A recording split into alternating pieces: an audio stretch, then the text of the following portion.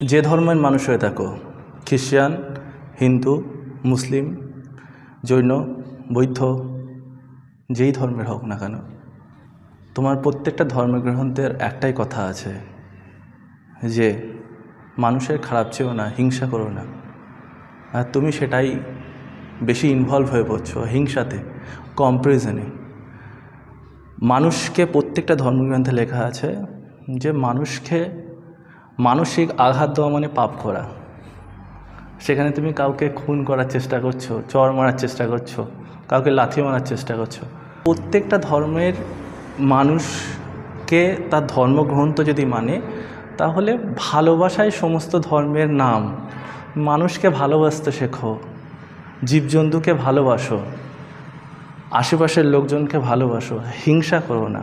তাহলেই দেখবে তোমার ধর্মকেও মানা হয়ে যাবে আর তুমি ভিতরে সবথেকে বেশি খুশি মানুষ হবে পৃথিবীতে।